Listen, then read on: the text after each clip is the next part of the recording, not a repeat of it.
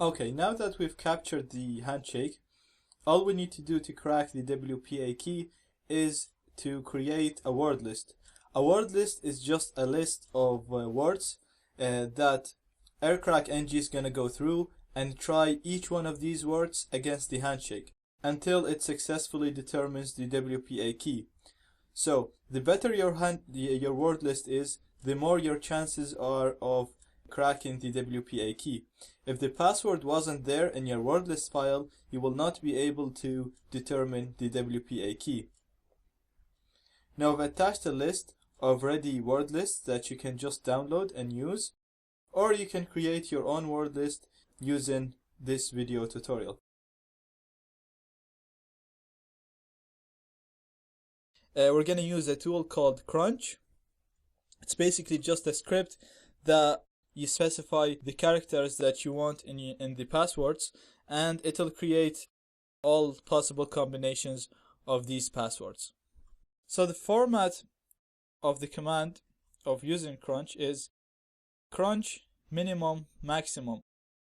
The minimum is the minimum number of characters of the password that you want to create. So you can say I want a minimum of 4, 5, 6, whatever you want. Maximum is the maximum number of characters in the passwords.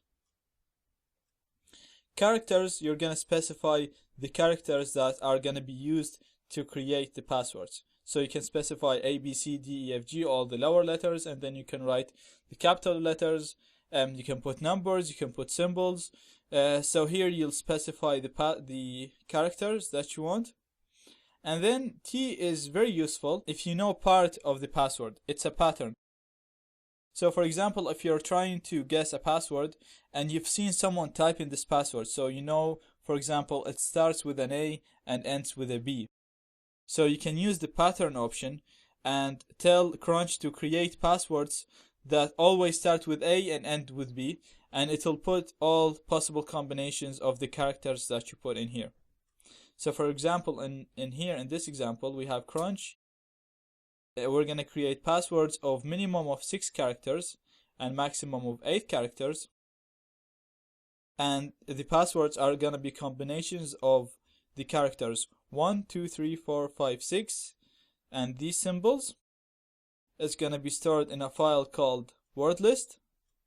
And the pattern is this password or that are going to be created, they're always going to start with an A and they're always going to end with B.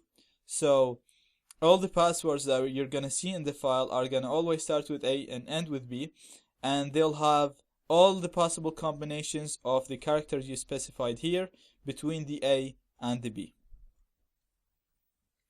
So let's just run it here and create a sample word list. I'm going to say crunch.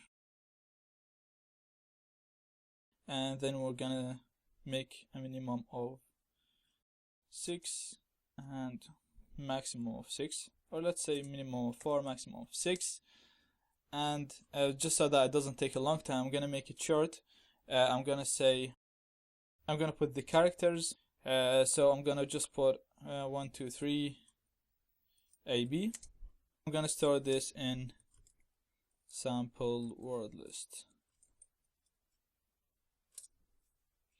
So Crunch is going to create a combination of passwords, minimum of 4 characters, maximum of 6 characters, and it's going to create all possible combinations of 1, 2, 3, AB, and it's going to store all that in a file called sample word list. Now we can read this file. We can just say cat sample word list, and we can see all the passwords that are stored in this file now.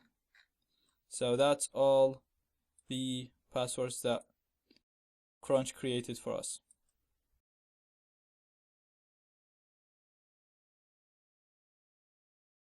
So you can see it was 19,375 combinations possible from only 1, 2, 3 AB.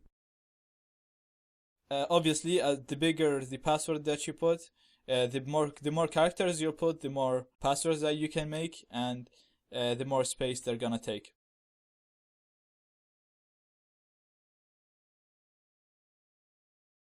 So let's just have a look on the pattern option.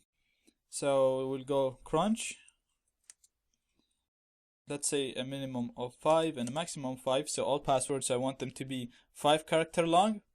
And then I'll put the characters, which are 1, 2, 3, AB, like before. And then I'm going to add the T option, which is the pattern. And I'm going to say I want a password start with an A and end with a B.